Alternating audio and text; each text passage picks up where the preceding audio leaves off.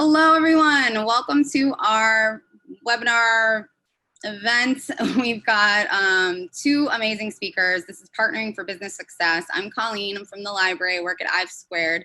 And we are thrilled to be doing this program for exchange with Randi McCray, who we've had before, and James Rawlins, who we've also had before. So if you saw our last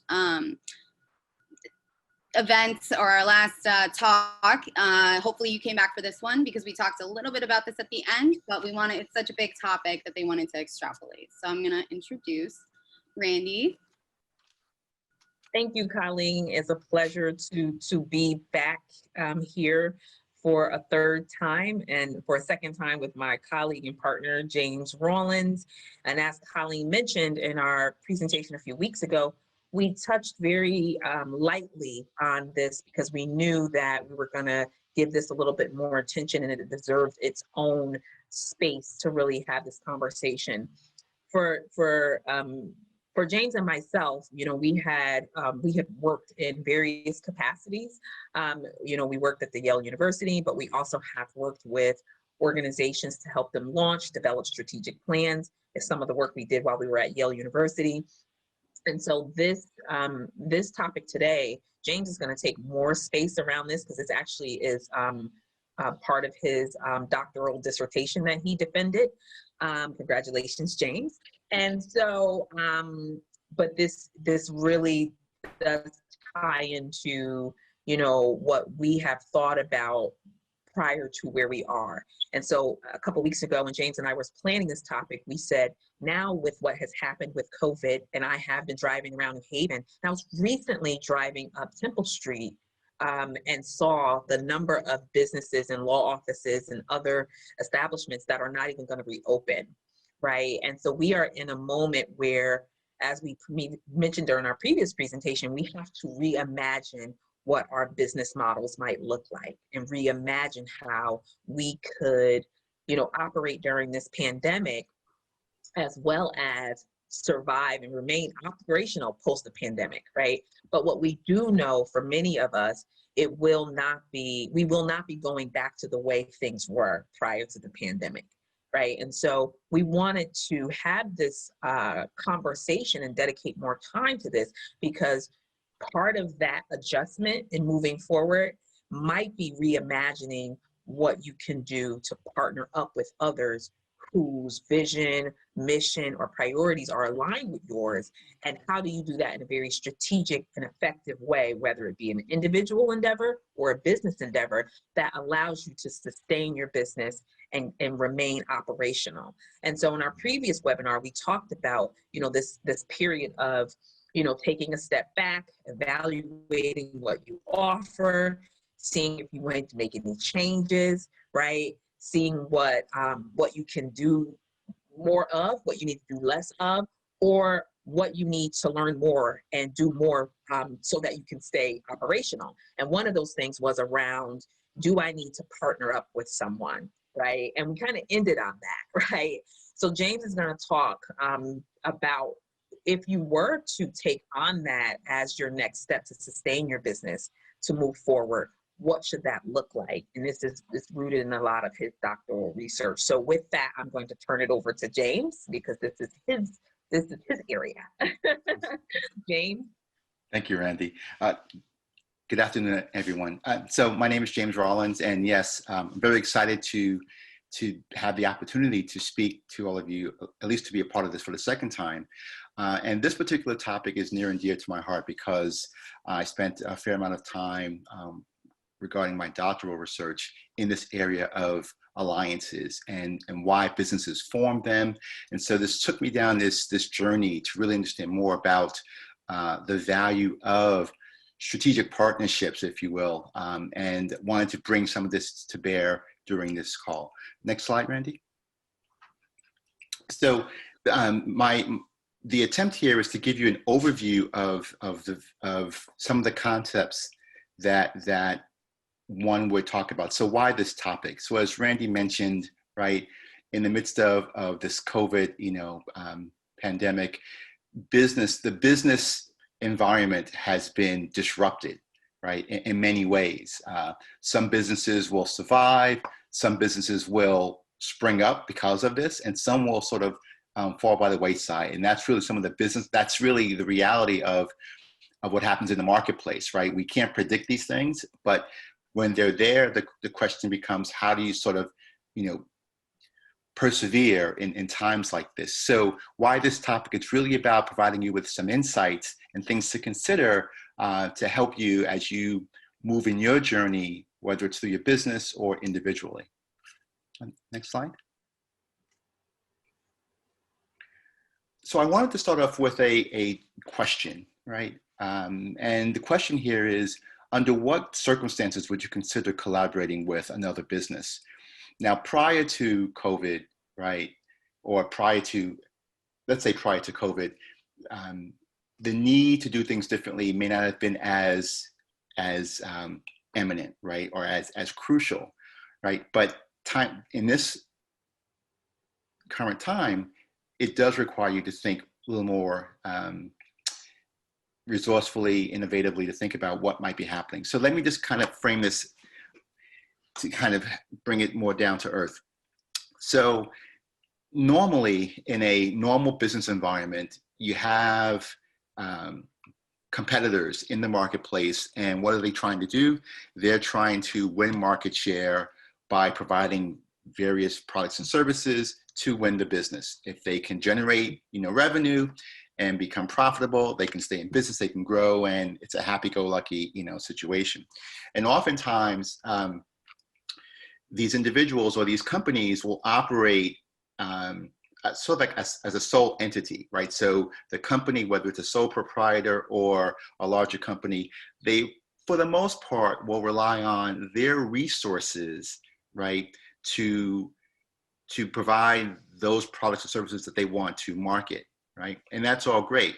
The question becomes, the question is, well, what happens if you have reached a threshold, or if you're not as successful selling a business, or if you have a particular need that falls outside of your scope of expertise, right, or your resources? There's really, two ways of going about getting it, right? You can try to acquire it or build it yourself, or you can go and seek outside of your sphere, right, to find that resource. So in this particular case, let's say I'm a sole proprietor and I do a lot of business writing, right? But I have a particular need that might require some technology. And I might know of someone, let's say it's Randi, and she has expertise in developing a website or some other expertise, right? And so it might take me way too long to go and do it myself, right? But if I can find, a person or a company or this other resource that I could tap into, that might make my need get satisfied, and then I can do what I need to do. So the circumstances here are around why I would want to go and do that. So let me just ask all of you that are on this, in this meeting, why would you consider collaborating with a business or an individual? Any thoughts? I think, using the example that you have, and given where we are with COVID, and I'm noticing this in my own work, is that it's also an opportunity for us to come together and deliver packages now, right? So now when someone reaches out to me, if I am a content writer, but I don't have technical skills, I can not only just market writing, I could say through this strategic alliance with this other person, we can actually offer a full inclusive package. And that my partner and I, we can figure out how do we, monetize that so it works out for us both. But that is really a new opportunity, right? Given that we're in a pandemic, it's a new opportunity for us to work together to offer joint packages. And now this group doesn't have to go look two different places. They can just look at this one place to get all of their needs met through this collective package. Yeah, and at the library, we're all about partnerships with I've Squared, and we do it because we just don't have enough manpower and time. Like we would put on our own programs, but it takes a village to put on these programs. That's why we have our EIR and a lot of our partnerships, we're able to offer so much more through the library, and they're able to get so much more of an audience through the library. So it's really helpful for us. Great. Thank you for that. Any other thoughts before we move on to the next slide? Well, I know just the scenario that you put forth is exactly the situation that I would be in. And I'm a writer and a teacher, and my technical skills.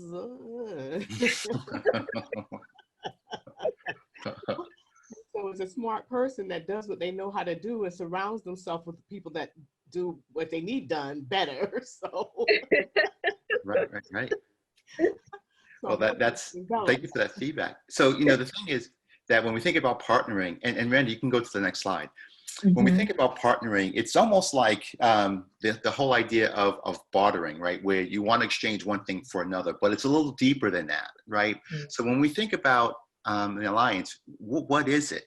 An alliance is nothing more than a relationship. It's typically in the business context, it's a contract of sorts where company A will decide that they want to collaborate with company B, right? And they outline the terms of how they're going to engage. They kind of speak about, well, how will they kind of work together, right?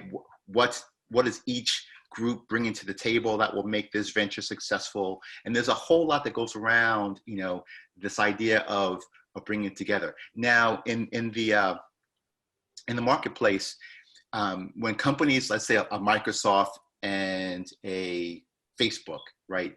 They may make an announcement where they're going to collaborate. There's a reason why they're doing it. It's not because they just want to be collegial or friendly. They're doing it because they're looking for some competitive advantage. So they are looking for ways to get together, right? So that they can actually do something bigger than where they were before. Another example might be where, you have big pharmaceutical companies like a Pfizer that might partner up with a small biotech firm because that small biotech firm has a technology that they don't have. But because of the partnership is the biotech company has this unique technology that Pfizer really wants to have, right? And Pfizer has, a lot of money. They have presence globally. So they might decide to get together to do a joint research project to develop a new drug.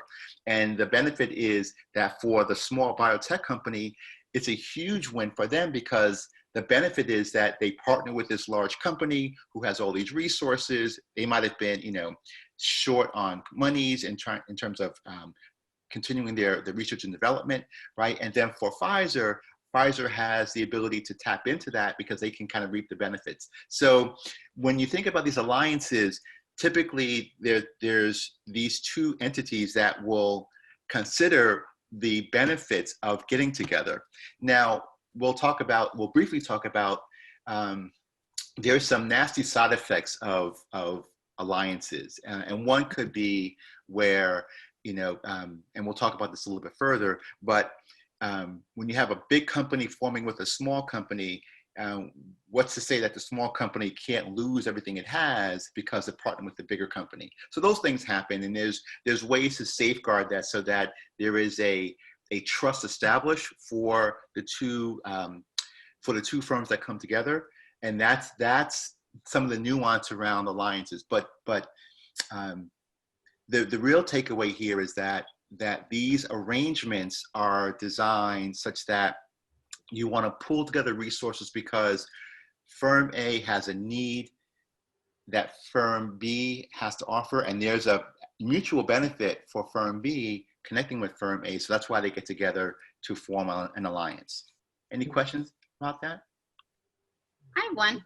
So how is this different from, I'm guessing it's different from like investors. So you get an investor and they're giving you money, but that's not exactly a service. So you would say this is like definitely a different thing.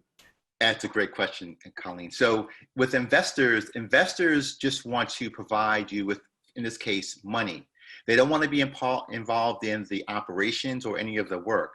So the key difference between an alliance and an investor is that with an alliance, the parties that are involved in the alliance plan to work together for that common cause, where investors just want to put in their monies or provide some other type of support for a stake in the company.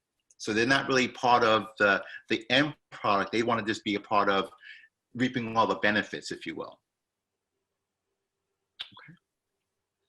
So some examples again for alliances could be a case where, on a large scale, where let's say Ford Motor Company and Nissan get together. Usually companies like that will form a joint venture and they'll launch a new sort of auto line that might be beneficial for them, because they're thinking that, if there's a move toward clean energy and we want to get into electric cars, maybe we could form an alliance and build an electric car, and that way we sort of stem the tide of, well, what happens if car sales go down because people aren't driving gas powered automobiles. So that's one example. On a very small scale, right, it could be very simply as Randi and I might decide to form a partnership, and we have this, we're going to do some consulting. So she brings in her expertise, I bring in my expertise, and then we tag team on how we go out and provide that offering to our target community that we're trying to go after or support. Questions? All right, next slide, Randi.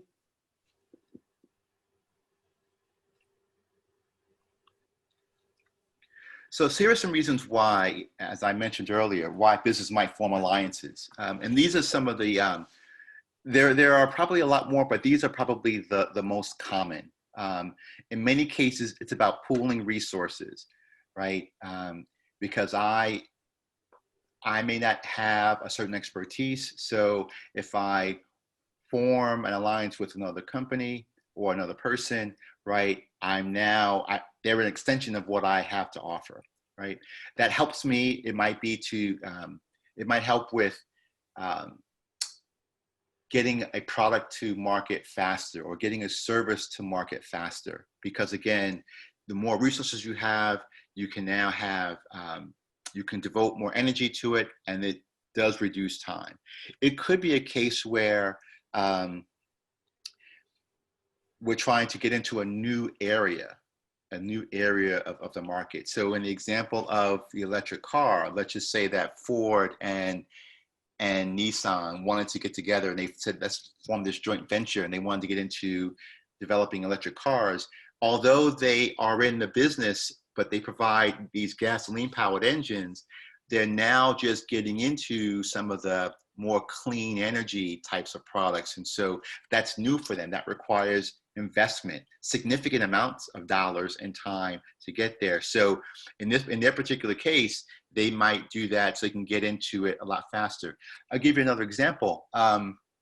Some years ago, Lexus, very early in their business process, they didn't offer an SUV, right? And as SUVs became more popular, they actually partnered with Toyota, and they used the chassis of the Land Cruiser to make their first version of the SUV. And the reason why they did that was because they knew that Toyota was actually in the market making SUVs. They were trying to get into the business, so they figured that it would be faster for them to partner with Toyota. And then once they got things going, they could develop their resources to designing a new line of SUVs, and hence they began to spin off and do their own thing. So for Lexus, it was a matter of getting to market faster. Questions? No, that's great. That I personally have my book business, and I'm thinking of doing a subscription model, like, you know, those boxes that you get every month, and I don't know anything about it. So this is really helpful on maybe I could speed that launch up if I partner with someone. Yes, yes, and it does come down to those kinds of decisions because, and I know some of us, especially as small business owners, we want to do it all, right? And when you do it all, it takes away from doing other things. So oftentimes we do it all because we don't trust anyone else to do it, right? Right. But to partner, you have to be able to be somewhat vulnerable and open to the opportunity so that you can let that possibility happen, if that makes sense. Yeah. Definitely the not trusting other people thing is a big one. Yeah, and we'll talk about that some more. Okay, good. Next slide. Next slide, Randy. Yep. And I'm sorry, some of the text got truncated for some reason when I imported it. I apologize for that. No worries, no worries. So let's talk about, the life of an alliance. And this, I use this slide because it kind of gives you a high-level overview of the process. So initially what happens is you have to, if you decide that you want to form an alliance with another business, right? There are a few things you have to first consider, right? You have to choose the right partner, right? So because we want to form a partnership doesn't mean that we can just go out and just find something, because you can find what you're looking for, but it may not be what you want, right? So if you're looking for a partner, you have to come up with the criteria for what would make a good partner for you and your business, right? Very important. And then as you think about what would that criteria be, then you decide to what level do you want to engage, right? So so that you might say, well, let's form a partnership, or let's form an LLC, or there's some legal aspects that have to go hand in hand with your decision to select that partner and form that alliance. The second piece of it is that once you form the alliance, right, you say, well, I think if I decide to go into business or partner with Randy, right, how would that work? So how would this venture work? And how do we, how do we not kill each other if we're trying to generate this business, right? How do I not sort of want to step over and do what Randy's doing, or vice versa, right? How do we say we have clear lines that we want to move into, and we're going to work together in that way, understanding that we bring differences to this, to this alliance, this arrangement that we're trying to then move together, right? So as you're thinking about that, right,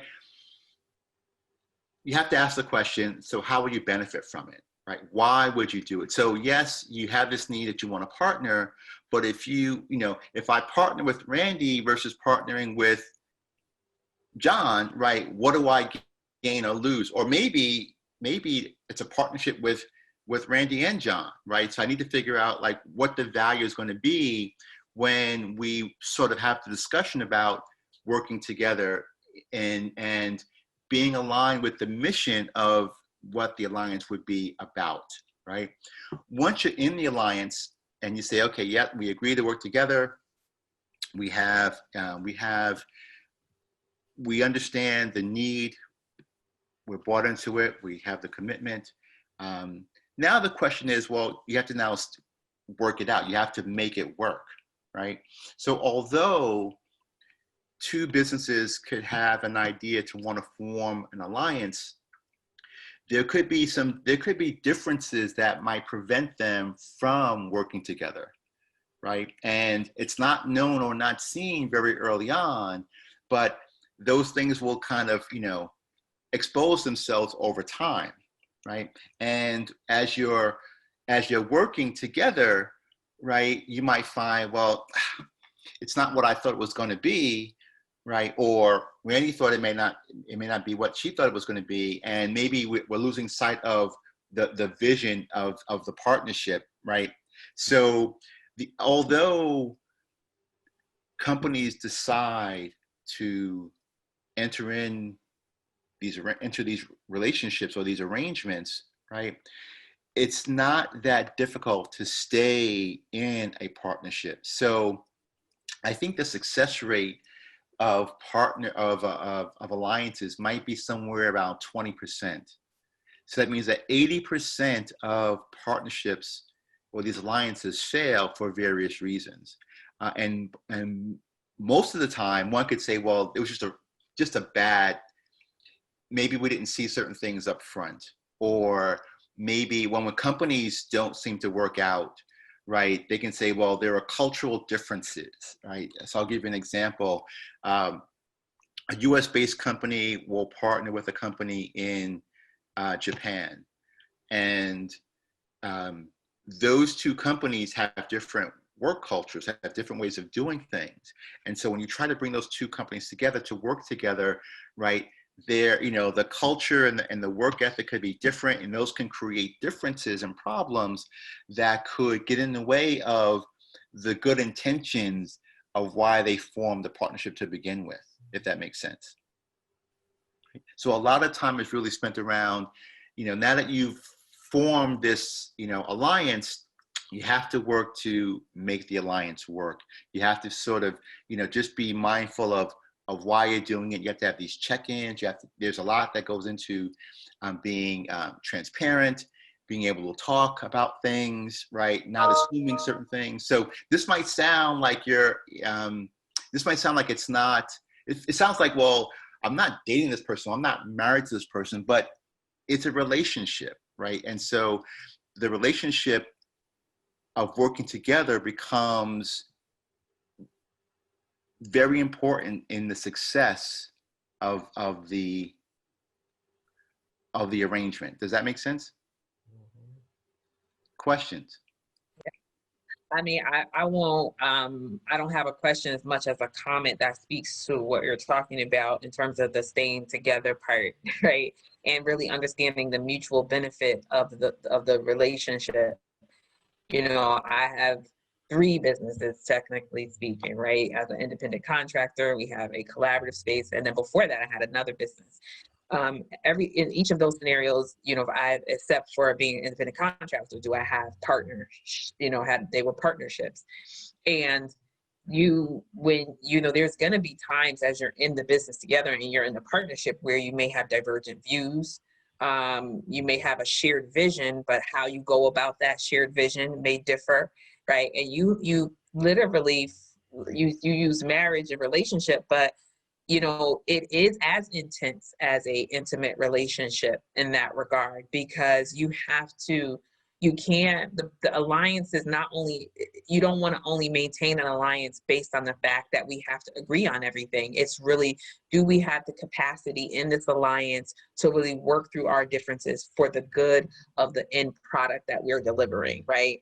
And because those things, just like in any relationship, differing views and differing approaches, right? And what you should do on, what you should charge, right? Y'all might have different opinions on that. So you have to be able to be committed to working those things out for the good of, you know, and keeping the bigger, broader picture in view, right? Especially right now with COVID, right? You know, for me, COVID has changed that partnership in a way, because both people now have different resources that they were bringing to the whole, right? In terms of time, in terms of finances, in terms of capacity, right? And so how do you work through that so that you maintain the relationship that you have for the future of the company, the product, or the joint venture you're working on? And it really requires to bring your head as well as your heart to that, right? Like as you would in any relationship, you would bring your head and your heart to that, right? There's times empathy, grace, and the more nuanced relational things are required. And then there's times where you need to think of things in a logical, practical manner, right? And so it really is a delicate balance of being able to have all those characteristics. And I think this speaks to the partner selection and formation part, right? You can't just form an alliance because you both want to. There's all these other things, right, that you need to consider, because we both need to bring both our heads and hearts to this, you know, coupleship for the good of the venture, right? Which involves being able to work past our differences strategically for the good of our end product. So I think, you know, these are one of the things I have learned through James in the years of knowing him, is really thinking about this as I go on these business ventures, right? Because this isn't the way that, you know, there were some elements I had not paid particular attention to, particularly the partner selection and formation piece, right? Right. So in the work that I do, you know, that's all head and heart. I got that down. Right. But, you know, as a person that believes the good in everyone, right, you know, it's very easy to say to me, oh, you know, and I'd be like, I'll just go on that alone, right, without really being very thoughtful in all of the other things. And so, you know, I have learned that from James, is to be more thoughtful in that area, right? Like, it's more to it than, hey, I want to do this, you want to do this, let's just do this thing, right? And then, you know, my muscles definitely get exercised around how do you work across different personalities, right, for the good of the venture. And that you need two people to do that. It can't only be one person doing it. Both of you have to have that rigor, right? And both of you need to bring your head and heart to it. You know, and you do balance each other out, right? Everybody doesn't have everything. But as with any successful relationship, it's that balance that it's a dance, right? And you both are bringing something to it, and you work around that, right? So there's so much synergy that's required in that as well. Right. A question about the partner selection formation that you were talking about. Basically, as far as, do you have any suggestions on if someone's like, oh, I need a partner, but they have no idea where to start looking? Yes. So the short answer is yes. There's work that, well, we can have a discussion offline about some things to consider, but I would say that there are, I would call them checklists, things that you want to consider as you're sort of evaluating a partnering opportunity. And I'll leave it at that, because, and in a very simple sense, because the questions that you would ask yourself are the ones that we talked about earlier. Like, why do you want to partner? You know, what things do you actually need to bring to the table? So sometimes people misconstrue partnering from something else that's really not a partnership, right? And once you're clear about what it is that you're looking for that, from that business, right, or from that other entity, right, then you can be very clear about what it is versus what it isn't, right? And so when you begin to interact with people, you can say, no, I'm not so sure, because there are certain things that they're just not being met in terms of my selection criteria, right? So it's really important to have that sort of checklist, if you will, around what you need as a business owner, right, to solve your business problem, or to whatever that idea is, whether it's to grow your business or to expand some service offering. Once you have that in mind, you back into the checklist items for what you might need to solve that need. Okay. Thank you. So, I'm sorry, you're welcome. The last point I want to get to is around winding down. So partnerships, or these alliances, aren't designed to last forever. They're really designed for you to come about and it's really forming the alliance because of a business need, right?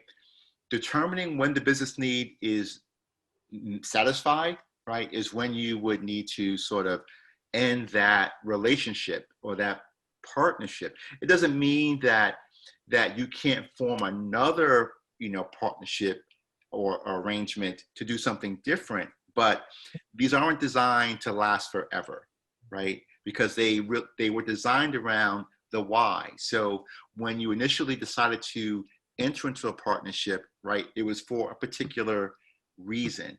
Once that reason, or once that need has been satisfied, this particular alliance can come to an end, and you figure out how that happens. And then if there's a need to connect with that same, entity for another business idea, that's fine. You might have a different need that might require a different type of partner. So you have to manage it in that context, right? But that's very important. Some people have this misunderstanding and thinking that this thing has to last forever, and it's not designed to be that way. Think about it as, there's a business need, I want to solve it. Once it's solved, then I can think about if I need to do another type of arrangement, and will my previous partner be the right partner for the new endeavor, right? Again, you go back to your partner selection criteria as to, well, maybe, that partner that I just finished that work with may not be the right partner to work with. I might need a different type of person or different type of business that offers different resources that might suit my need differently. Okay. Amazing. I didn't ever think of that. You think of partnerships as being like, okay, now we're doing this big thing, but being able to end it, that once your need is met, that's really important. Thank you for saying that. And it sounds like that's an important conversation to have going into it, that this is the expectation, that this isn't going to be long term. After we accomplish X, Y, and Z, then we'll move on. And do you talk about, like, it sounds like it could be a difficult conversation to be like, okay, now I'm out. Yeah. Well, I would say when you're forming the partnership, right, have those conversations up front. Say it's for this specific thing. And then just like when we do contractual work, where we do a scope of work or an agreement, that's what I would do, right? To say that I'm working on a project now with a person who also does social justice work. We had a conversation up front that said, we're collaborating on this one project. Yep. That's what we're doing. Like, I'm not taking over her agency and changing what she does. She's not changing what I do. We know that collectively we can tackle this project more effectively, right? And so it's really for this one project that we're partnering, and it's clearly outlined in the document that it's this one project. Right. And it's important to have that. So when we talk about the formation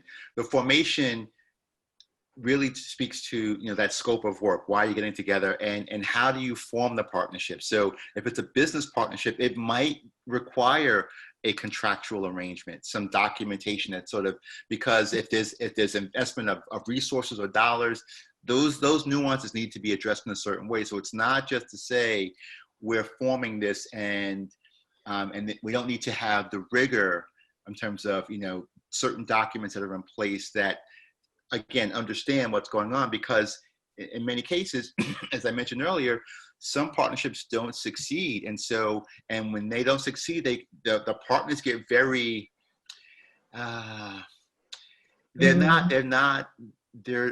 things can get very tough in terms of, once you are a partner, now you're an enemy, right? And so unless you have some legal documents in place to really understand what's going on, that's your fail safe. But I think going in, again, if you're being transparent about what you need, and you're in agreement as to how it's going to work out, right? And you have a process in place for managing the partnership over time, right? Then one or two things will happen. Things will go smoothly, like you'll have some ups and downs, right? But you can weather the storm.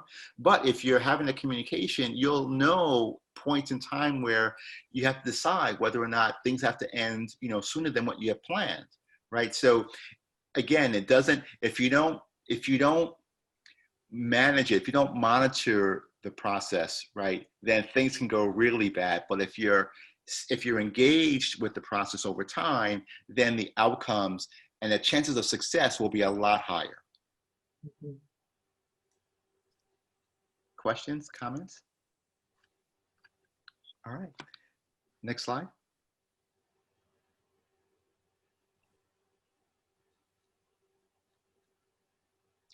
So in this slide, I talk about, well, what is needed to make an alliance a success, right? So if you think about, that life of an alliance and having that checklist, there are certain things you do want to consider, right? So as part of that partner selection process, right, identifying something of value that will complement your business. So when you decide that you want to consider forming an alliance, right, you're doing it because you're thinking that, well, if you can bring together, those other resources, right, then that will definitely complement what I'm doing. So I think to Cynthia's point, if she says, well, I struggle with technology, so if I can partner with someone that can provide me with that technology capability, right, then collectively, I'm stronger, right, because I have a stronger business position, because now I have that technology thing being nailed down, that I don't have to spend my time. I can focus on what my core competency is, which is writing, right? And now I'm letting this other person or persons handle the little details. That's really important, right? For the person that might be providing the technology, that person might say, well, hey, I know all this great stuff. I just need to work with someone to provide that service for. So that's a great connection, because there's a need there. The person who's a technology provider wants to do that, wants to provide, just doesn't have a client or a partner to work with. So in Cynthia's case, as the writer, it's a really good match, right? So you have to understand the value that you bring to the table, as well as the value that that partnering concern brings to the table to make it relevant. Would you say in her case, it's better to partner than to pay someone to do it? It depends on, so it depends, right? If the technology needs a one-off, right? So I'll give you my example. When my car, if I have car problems, right, I'm going to go to my mechanic and I'm going to pay that one-time thing, right? But I know, because I'm going to have my car for a long time, it's good to have that relationship with the mechanic. So at least I know I trust him. When I bring my car to him, he's going to be fair. And so in that particular case, it's sort of like a partnership, because I leverage him over time, right? But I know that I'm not going to go to mechanic school to learn how to fix my car. So I'm sort of figuring out that for me in that particular case, having that relationship is more valuable than me trying to learn it myself, right? So in some cases, it could be a transactional thing where you're just going to do it at one time, or those 2 times, and that's fine. It might be more long-term, where you might need to partner with that person or that firm, because there's an ongoing need. Does that answer the question? Mm-hmm. It sounds similar to like outsourcing work, with, you know, like identifying your strengths and weaknesses. And so is a partnership always necessary, or can you just say, hey, I want to tag you in for this particular thing? The partnership is necessary when it's really about the value that you want to receive from it. So if you just say, another example, if I see, you know, a young man, it's summertime and I need my grass cut, and he says, hey, Mr. Rawlins, can I cut your grass? I'm like, oh, sure. It's a one-off transaction, right? He can come by, it's a transaction, and he's off and he's going, right? So in that particular case, that might suffice for the need at the time, right? But if there's a long-term need, it might make sense to establish a relationship, right? So that when I'm doing my business, that's really, I'm not looking for any old person to do it, but I'm looking for a particular, you know, expertise. And I know that that particular firm can provide me with that expertise consistently. And that might be very valuable to me, right? So, because the thing here is that if I put my trust in that and my business relies on that, if that person's not reliable or not there, that could be a problem if I just try to do it, let any old person come by to meet the need. So it may require a strategic relationship to make it work. Okay. Okay. But some other things to consider, right? In a partnership, there's got to be commitment. So both parties need to be, you know, committed to just making this thing work. And there's got to be trust, right? So without all those things, you can't work over time and think that you're going to have a successful encounter if there's no trust, no commitment.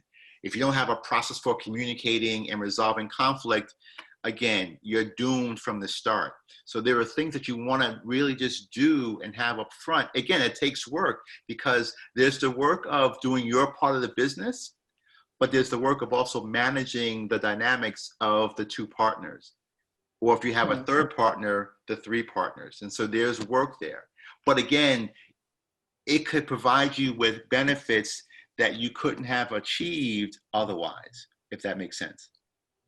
Right? So there's always, so the work is there, but there is, you know, huge benefits to be derived, right, if you do this the right way. Next slide, Randy. So I asked the question, as you think about this, is a alliance, in this case, I call it a strategic alliance, is it right for you? And I want to be very clear about this. When I decide to enter into an alliance, right, I'm doing it strategically. So when I think about my business, I'm saying, how can I make a certain move that will put me in a better position, right, that can benefit my company? I'm not just doing it because I want to do community service. I'm doing it because there's some value that I want to derive from it, and it's moving me in the right direction. And so if I can partner with someone that also has a particular need, it may not be the same need, but the reasons why they want to collaborate furthers their agenda, then that's the perfect connection that you want to consider. So I asked the question, as you think about this, have any of you ever formed an alliance or a partnership with any other businesses to date? No? Is it because you chose not to, or because you just wanted to kind of do it all yourself? Or did you really have the need? I have without even realizing it. But That's what I was saying. Yeah. a lot of what I do is collaborating and partnering and saying, oh, you're good at this and I'm good at this, or we think the same, we want to do that same thing, let's just do it together. Right. Mm-hmm. Right. And so many of you are doing it, and it's not called out as a strategic alliance, right? So, and then that's great. But I will say that as you consider thinking about a partnership, a business partnership, right? And whether you're a nonprofit or a for-profit business, alliances can serve in both domains, right? So I'll give an example of a nonprofit. You can have, let's say, you can have a nonprofit organization that is doing a lot of community outreach, and they might need to partner with someone that is really good at providing marketing, creative marketing support or marketing design. And so when you bring those two together, the marketing aspect, because typically a lot of nonprofits, at least the small nonprofits, don't have that expertise. But if you can partner with someone that brings in that expertise, the community outreach now has this boost of energy, because that might involve, more of maybe social media, engagement. It might mean, a launch of a new website. There could be a lot of really beneficial things that can go along with that particular partnership to make that complements the nonprofit and extends their capability in the community. Make sense? Mm-hmm. Okay. So I think that's our last slide, but I just wanted to open the floor up if you have any thoughts or questions with regard to forming partnerships or alliances. Well, I have a question or something. So we talk about strategic alliance, and just even, a strategy is not something that's short term, generally speaking.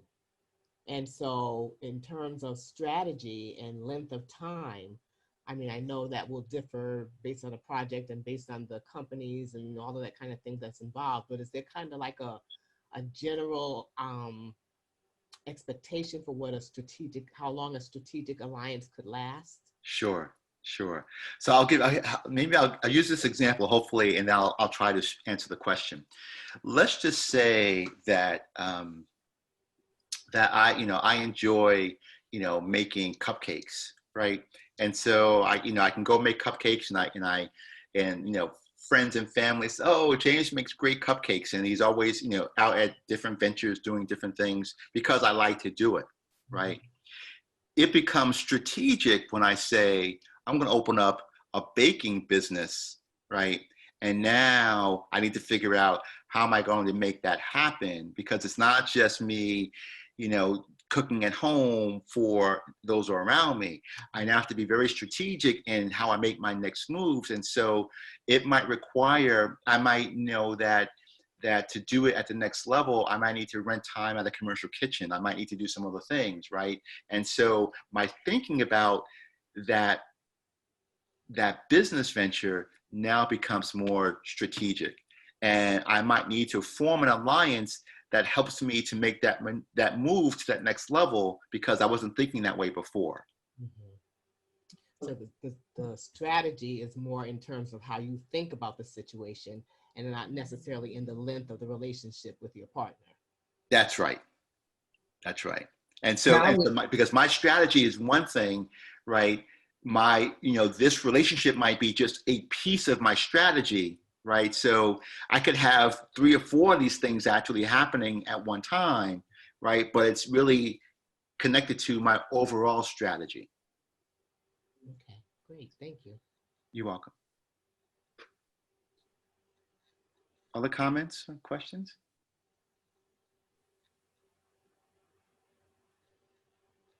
Okay. One. Sure. So how do you create, and again, I know that's based on conversation that you have with your potential partner, but what types of things should we look at including in like an exit plan to end this alliance? Particularly if it's going to be, if we've agreed to that this is going to take 6 months for us to accomplish, or you're going to, work on this for me, and then halfway through the process, we find out that this is not flowing like we thought it should. How do we, what's the language around ending that professionally? That's a good question. So I think about exiting as a way of covering your backside, as to say, right? So when things go okay, right, everyone is still friendly and amicable, and things can go, things will go very smoothly, right? But if I had to think about an exit because I have to, cut bait and run, now I'm thinking about, okay, if I have to, if I have to exit from this partnership, when is the right time to do it, right? What do I lose at that point in time if I have to, go, right? So there could be, I might need to weigh when I exit, because there might be some things that might be too harmful to my business if I go prematurely, or I might need to, in the case of if I'm leaving because of a bad experience, I might need to figure out how can I replace what I might lose when I leave that partnership, because I know I have to leave it, right? So I'm going to say, well, okay, if I have to do it, then it might mean X for this period of time, but I can work it out. So I think both partners need to think about, when you think about the exit strategy, right, when is the right time? And you have to think worst case. You have to think, well, the happy-go-lucky case where everyone is happy and they want, and everyone's needs were met. Or you have to think of it from the standpoint of, well, if I have to go, right, how do I do that, and how do I minimize my loss if that's going to be the thing that I'm concerned about? Mm-hmm. And I would add to that, because I heard the question a little bit differently, so I'm glad to hear James's answer. But I also am thinking of my own experience as I think back to having that agreement, right? Because I would integrate some language in that agreement that says, if at any point, it's just like when I do my independent contracts with organizations and folks, there is a section in there that addresses what if this thing isn't working out, right? And who can end and terminate this agreement, and how does that get done? I'm finding and learning that these are things you work out up front, right? Like, so you put an end date on it. One strategic alliance I had, it was a 6-month term. And so we literally had 6 months to decide, if we were going to try this thing and if it was going to evolve into something larger.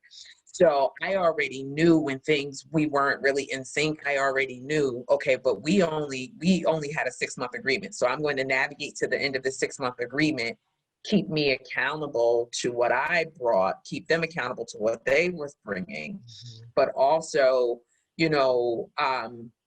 if it needs to end sooner than that, we have some explicit language in the contract that says, how do we terminate this agreement? And it really is just clear. If either one of us finds that this isn't working out, right, we notify within writing, within this, and I would clearly lay that out, because I find that, and I tell this to people I work with and advise as well, you ever see those scenarios where people come in for mediation? I used to do mediation. People come in for mediation or something, and this person's telling their side, and this person's telling their side, and nobody has any documentation, right? So the person sitting there trying to help you, is literally in the scenario where they kind of like, well, you can't really choose sides, right? But when you have things outlined on paper, you can always go back to what's outlined on paper to say, we did agree that we were going to do this for this length of time. We did agree that if for any reason this wasn't working out for us, these are the terms that we would either continue this partnership on or end this partnership on. And I find that having that clearly outlined up front and in writing gives you a foundation to have that conversation, right? Because it's literally something you both acknowledged up front that you're agreeing to. So it never becomes a conversation about, well, this one says, no, it's really outlined in our agreement that if we, for any reason, didn't think this would work out, this is the way that we would go and about dissolving, this agreement in terms of this particular project, right? Because Colleen and I were talking about this earlier, there is a right fit, right? So I could be good at something, you could be good at something, but there is this notion of what's appropriate for both of us. And strategic partnerships have that too, right? Like there's something also has to be, you could be great at what you do, but this might not be the thing for you, right? And so, having that outlined in writing sort of acknowledges that this is something we're trying, but this might not be a right fit for us. And we're not going to know that until we go into this territory, right? And once we get there, we're agreeing that if it doesn't work out, we can do things differently. So, yeah, that's literally, it's kind of like we're both hiring each other and we're both being hired by each other. Yes. Yes, you are though, right? So in the business context, right, where if you're not, there's always going to be some sort of contractual arrangement.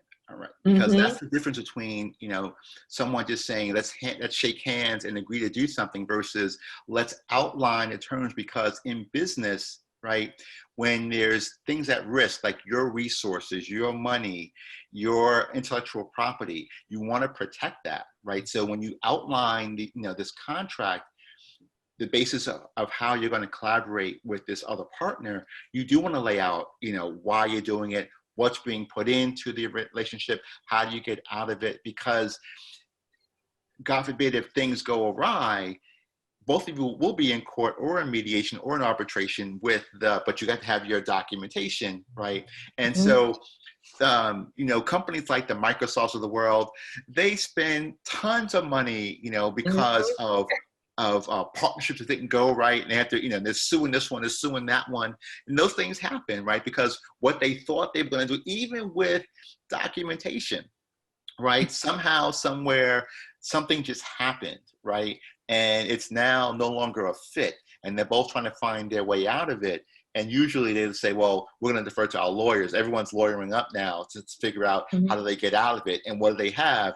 They usually have that documentation, because without the documentation, usually things will go against you because you can't prove anything. But if you have your documentation, if you're truly operating like a business, you do want to have those documents in place that establish why you are getting into the arrangement. Absolutely. Other thoughts?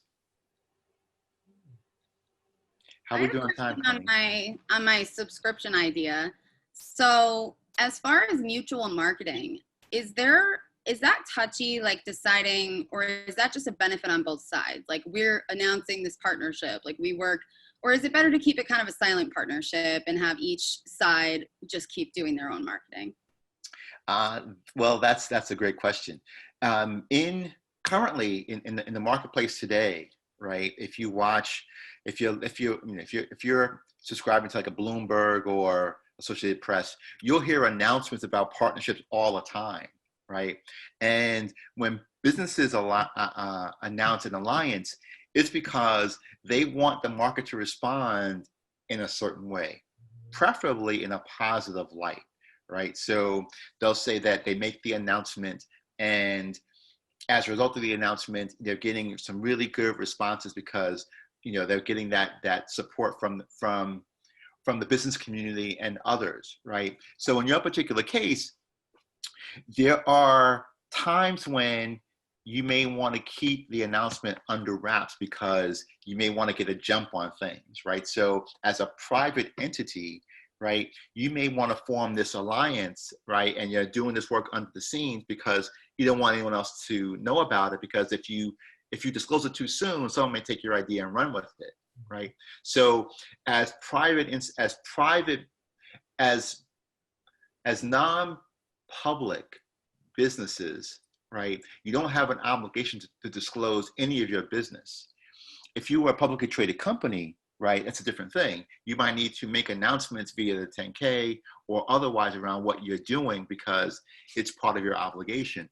But as a small business, it might make more sense to keep that under wraps until you accomplish what you want to do and then announce it.